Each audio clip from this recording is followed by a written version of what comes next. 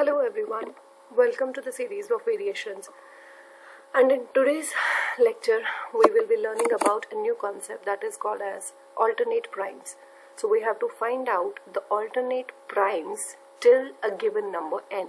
So for example, if the given input number is 10, the output should be 2 and then 5, because normally the prime numbers would be something like this, right?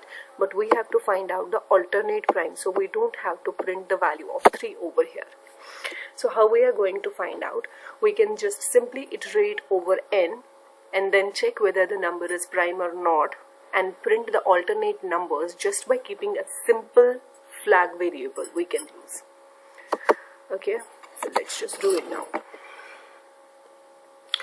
So let me just take n is equal to 10 and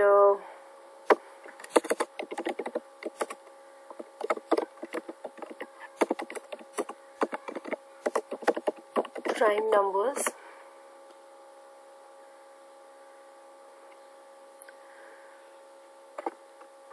and I will be calling a method prime alternate numbers, giving it the value of n. So we don't have a method, so I'm going to create it now.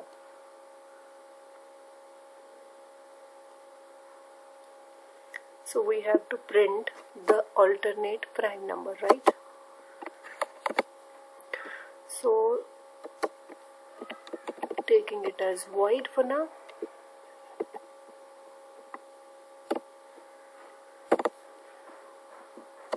What I will be doing now. So firstly, I'll be taking a variable count or counter you can say, and I will initialize it to 0. Okay, now we have to start the iteration through 2 to n minus 1 to find out the alternate prime numbers. So I will take a variable, say number, and I will start it from 2, and I will check whether the num variable is less than the given n value and increment it.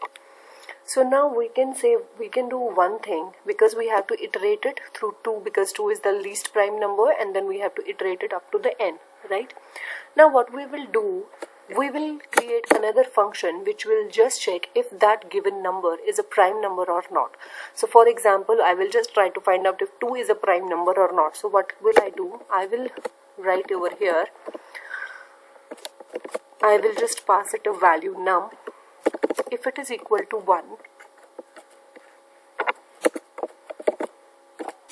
then what happens? In short, if the counter is the multiple of 2, then only print the prime number.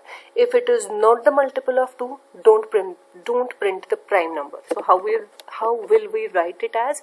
If the counter modulus 2 is equal to 0, then we will print the number. Okay.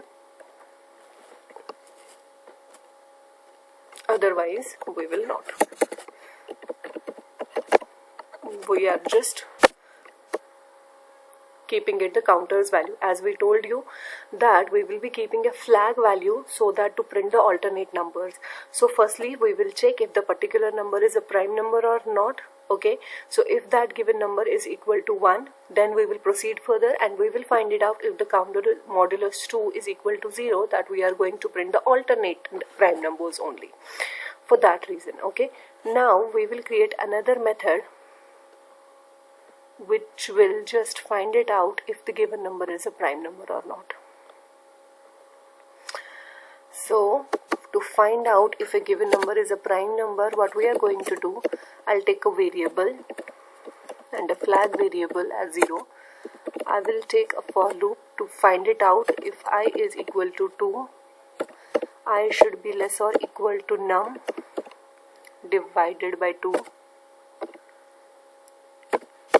because I think everyone knows the logic behind the prime numbers, so I am not be discussing the logic for prime numbers over here.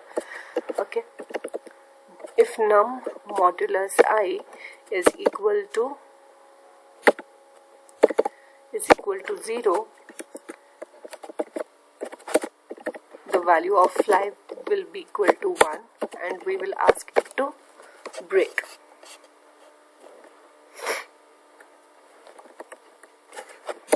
Afterwards, we'll check if flag is equal to 0, return 1,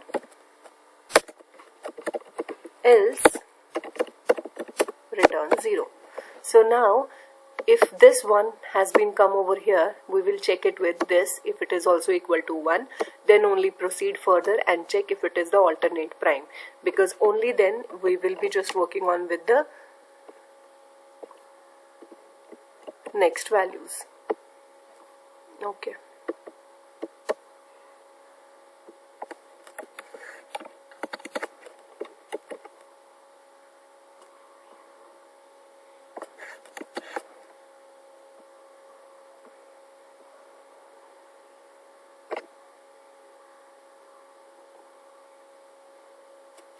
Okay.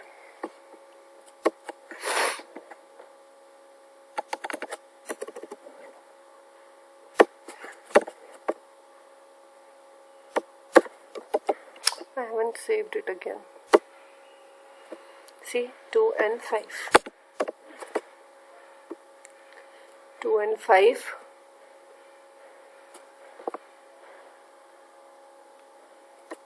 One second.